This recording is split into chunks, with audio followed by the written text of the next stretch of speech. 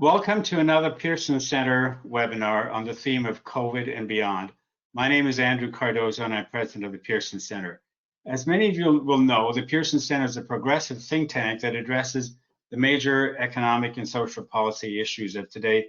And in that context, these days we have a series on COVID and beyond. Today's the 17th webinar that we are hosting on how COVID has affected our society. I want to quickly tell you that our upcoming webinars will address issues that include the future of work and technology, cybersecurity, and national child care. Our next webinar is this Thursday on the economy with a couple of economists, and on Monday we will have a session on taxation of global corporations. I want to take a moment to thank our silver sponsor for today, the Business Council of Canada. And our two sustaining sponsors are Canada's Building Trades Unions and the International Association of Firefighters. While these webinars are free to attend, please feel free to visit our website at thepearsoncentre.ca to make a contribution. Now to our session today, where we will talk about innovation, industry, and economic recovery. I am, of course, delighted that our keynote guest today is the Honourable Navdeep Bains, Member of Parliament for Mississauga-Malton and Minister of Innovation, Science and Industry. Minister, I want to welcome you back to the Pearson Center. Almost 5 years ago, you were with us at our podium when you launched the innovation strategy at the start of your government's mandate. This has been a robust and aggressive strategy as you work to make Canada a leader in innovation and technology. Today, you are embarking on an economic rebuilding and recovery for the government, and we look forward to the discussion. I also want to welcome our moderator today, who is Rhonda Barnet, a leading voice of the manufacturing sector in Canada. She is president and COO of AVIT Manufacturing, and notably a past chair of Canadian Manufacturers and Exporters. At the end of the half hour, we'll have the Pearson Center board member, Francesca Iacurdo, will just come on for a couple of minutes to close the session. I just want to remind viewers that the session is being recorded and will be posted on the Pearson Center YouTube channel later this afternoon. And in a few days, will be available on podcast as well. So with that, over to you, Rhonda Barnet. Thank you, Andrew, and thank you, Minister, for making time today to speak to the country on some very important issues that are near and dear to both our hearts. Today, we're going to talk about innovation and manufacturing in the time of COVID. So just to level set the conversation for those listening, manufacturing in Canada has been driving economic growth and prosperity and leading technology change in the country for almost 2 centuries. So it's a very important sector, and it's been a real privilege to work with you on an innovation agenda that represents growth in this sector. So right now in Canada, manufacturing is 10% of GDP and 10% of employment.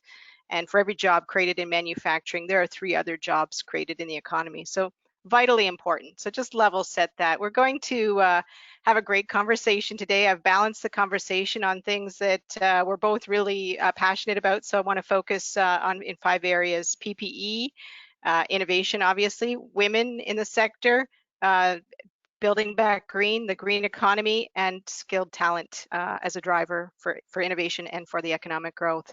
So straight off the bat, let's talk a little bit about PPE. I've seen this as a renaissance of the manufacturing sector in terms of public opinion.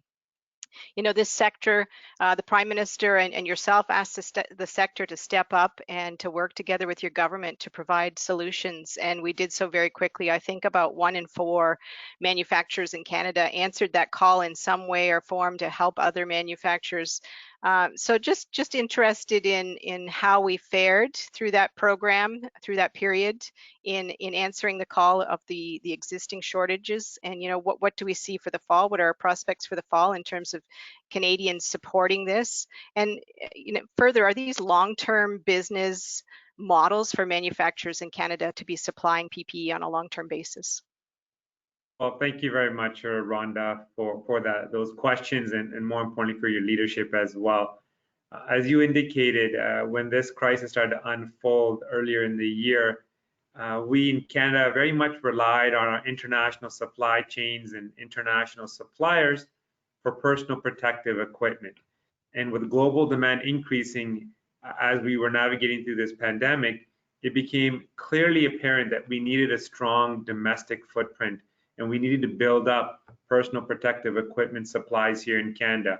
So we opened up all our programming to Canadian entrepreneurs, businesses, researchers, scientists, innovators to say we need your assistance to retool and scale up our efforts here in Canada for personal protective equipment. We needed it for frontline healthcare workers, and then we needed it more broadly as we rethink and we reimagine the restart of the economy.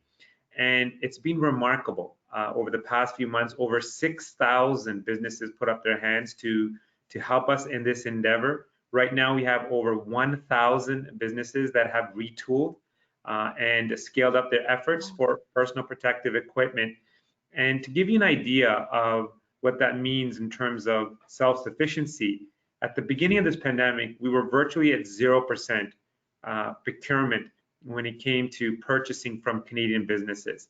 And today we're well over 45% of the dollar value for our procurement. It comes from purchases of personal protective equipment and medical supplies that have been built here in Canada. So over the past few months, we've seen a number of companies take that next step and really assist us in this effort. And it's been remarkable. And so I just want to thank Canadian businesses again and the entrepreneurs and the ingenuity and the creativity that went behind these efforts. And we're going to continue to make sure we do more, not less, because we're still in this pandemic and it's important that we support our manufacturing sector. And I would say Canadians have also appreciated this a great deal. Very similar to what we saw in the 2008-2009 financial crisis, where there was a lot of pride when it came to our Canadian banks and our Canadian banking system and how it weathered that financial crisis. There's a lot of pride now with Canadian manufacturing. Even though we're at 10% of our GDP, there's a lot of goodwill out there saying, if we didn't have this footprint, like many other countries, and we use Australia as an example, if we didn't have this kind of manufacturing footprint here in Canada, we wouldn't be able to mobilize as quickly and get the outcomes that we've seen. So there's a lot of pride in Made in Canada solutions. There's a lot of pride in our companies and entrepreneurs. For me, that's really exciting because we want to build on that momentum. Wonderful. Thank you for those comments. It was really great to wake up this morning to the national further announcements around 3M moving into Brockville to create N95 masks domestically and export to the world. So great business models there. Absolutely. Let's move over to your innovation agenda that Andrew was talking about. No, my apologies. I was saying if you look at the Brockville initiative, and if you look at GM when it comes to surgical masks, and if you look at what we're doing with Medicom, we've been able to really step up. So we're now in a position where we have thousands and thousands of ventilators being built here in Canada. We're in a position where we are producing millions of masks. And so that, again, is just a clear demonstration of how impressive Canadian companies have been to step up. Wonderful.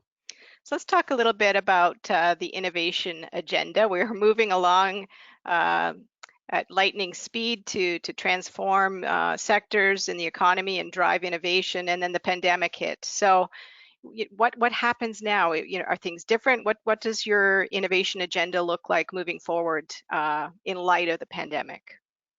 So we introduced a comprehensive new smart industrial policy called the Innovation and Skills Plan in 2016.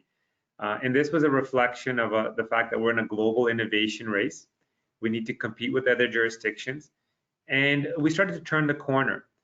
For example, when it came to talent and innovation, and I'm talking about innovation in every sector, by the way. It's not simply about technology companies that have emerged here in Canada, but we're seeing that transition in manufacturing, we're seeing that in agriculture, we're seeing that in fisheries and forestry. And so it's incredible to see how much technology is playing a critical role in that transformation. But we started to turn the corner and build a strong foundation. If you look at our global skills strategy, it was critical for attracting talent and creating Canadian jobs. And this is an immigration pilot project that now is a permanent feature in our immigration policies. For every one visa that we've issued, it's created 10 Canadian jobs. And if you look at the ability to, as you said, the multiplier of that has been significant, particularly in manufacturing, as you highlighted before. And if you look at also capital, that's an area where in innovation where companies needed that additional resource to be able to scale and grow. We saw record venture capital numbers in Canada, $6.2 billion in 2019. And then that meant that we had more companies that were scaling up, 42 companies that were well on their way to become unicorns or billion-dollar companies.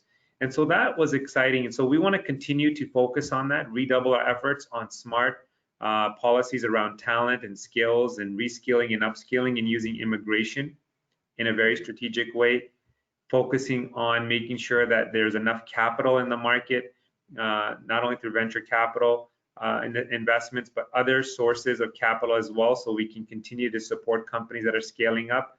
And so that is going to be a priority for us. And that fundamentally means we're going to have more growth and more jobs going forward. But we recognize it's not going to be easy. The economic fallout with COVID-19 has been significant, and it's impacted different regions and different sectors disproportionately. And you know this full well, Rhonda, you're part of our industry strategy council that's doing that deep dive sectoral analysis to better understand what we need to do.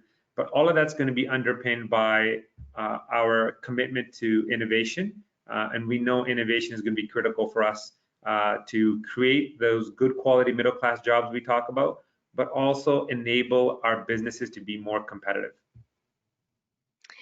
So let's just dig a little deeper there. I was going to talk about this later in our discussion, but you've opened up the discussion around skills and immigration. So I'm a big champion, as you know, of skills being an economic driver in Canada. We're a small country, we're a smart country.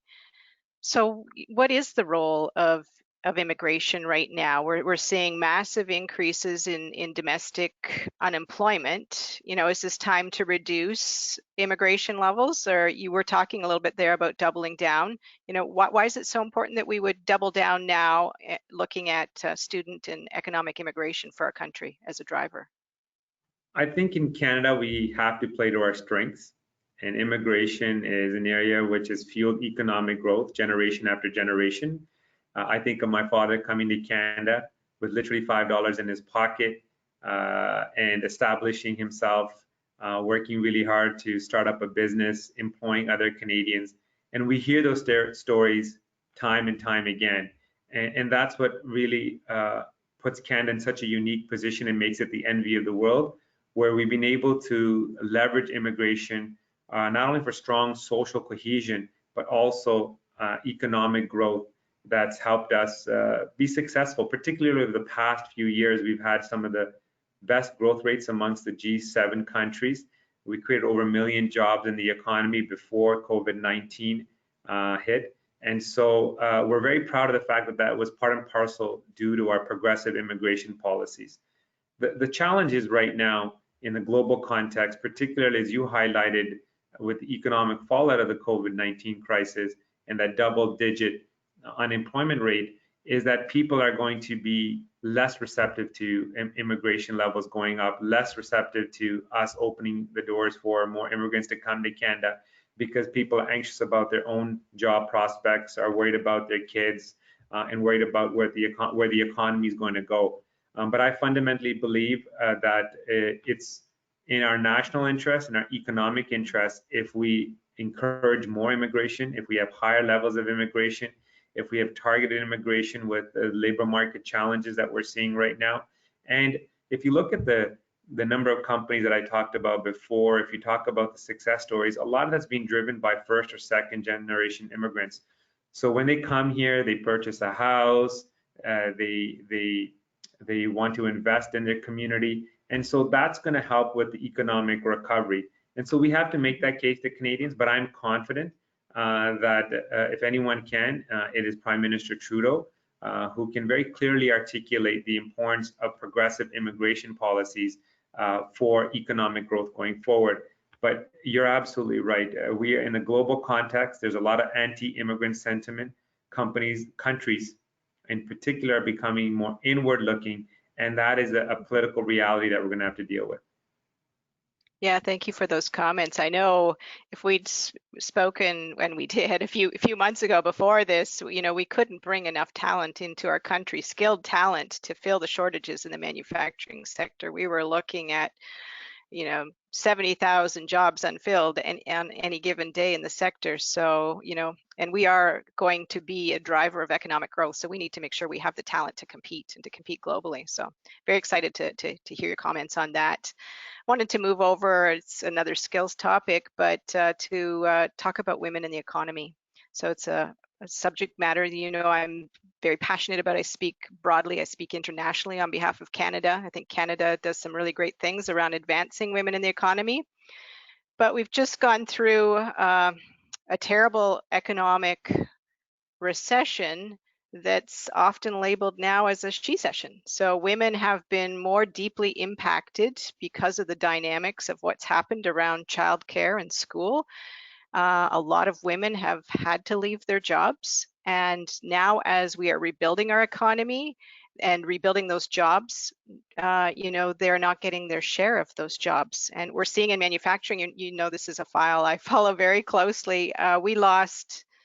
We gained. So let me just talk about this with your government and talking about the advantages of elevating women in the economy. From 2017 to 2020, we added 40,000 women to manufacturing, net new jobs for women. But overnight, almost, we lost 60,000 jobs for women in the sector. So what are we going to do to prevent this backsliding of women in the workforce? What are your ideas? What are your government's ideas of how we re-engage women, how we have maybe a she recovery? Your assessment is bang on. It's very consistent with the data that we're seeing. It's very accurate and speaks to the fact that this is in many ways highlights the fact that it's not only a recession, but a she-session, as you've indicated. I recall earlier on in March when we were looking at the economic data, 63% of the job losses that occurred were women that were losing their jobs. And it's not a surprise because sectors that hire more women, for example, in retail or food and accommodation, were significantly hit and impacted by the fallout of the COVID-19 crisis. And then we saw that reflected also in our emergency response benefit, the Canada Emergency Response Benefit Initiative, where close to 3/5 or 60% of the benefits went to women because they, again, were disproportionately impacted by the economic fallout. And so the data is very clear, very compelling. And we're going to look at how do we address that issue through a range of policies and programs. Some of them that you've heard around better options for childcare. Some of them you've heard for better financing for women entrepreneurs. And for me personally, one area where I think we need to also play a leadership role is better representation of women in senior management and at the board level through better representation so we can make better decisions and get better economic outcomes. And so there's a range of ideas that we're looking at, but fundamentally it is a huge opportunity, but at the same time a huge challenge for us is how do we re-engage women back into the workforce, particularly in the sectors that have been hit hard, that are going to take a longer time to recover. As you know from your work at the Industry Strategy Council, some sectors are going to take months, if not years, to recover to their 2019 levels. So what does that mean? And for women in particular is that we have to find other opportunities. So the skills agenda, the reskilling, the upskilling is going to be critical to make sure that we target women in particular so that they have better access, better opportunities, and are able to reposition themselves to succeed in the job market. Yeah, what sort of, let's dig into that a little bit. That's an area I've been working on is the upskilling and reskilling. I really see that as an important objective for the government to get behind. We have disrupted workers in one sector, we can use them in the sectors that are growing. What are your thoughts on tools or policies or programs that we could use or what you've seen in other countries even to really quickly give those disrupted workers and women disrupted workers the opportunity for those new jobs in the new economy, in the tech jobs? What are the tools? Yeah, I think the key element here is the digital skills, the digital literacy that is in great demand. One of the things that we've seen in this crisis is the incredible transition and transformation of the digitalization that's occurred within certain sectors and within certain companies as well. The greater role that data is playing and how that data is being monetized by companies, and the digital skills that are required for those companies to succeed. And so what we want to do is come forward with programming where we either work with partners, so this could be academia that we're directly dealing with, to provide support for like a 3 or 6 month certification program for reskilling and upskilling, where people from different backgrounds, they don't necessarily need to be experts in coding, or they don't need to necessarily have a background in computer science, but are able to learn some basic digital skills so that they can operate in this new economy.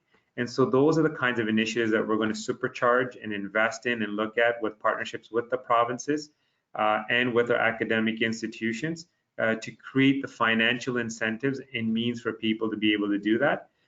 This is a huge opportunity. I believe if we do it in a thoughtful way, in a collaborative way with the private sector, we can really distinguish Canada. We have one of the most highly educated workforce in the world. When it comes to the OECD, we're ranked #1 for post-secondary education. And so how do we leverage that into this digital and data-driven economy is going to be critical for our economic recovery.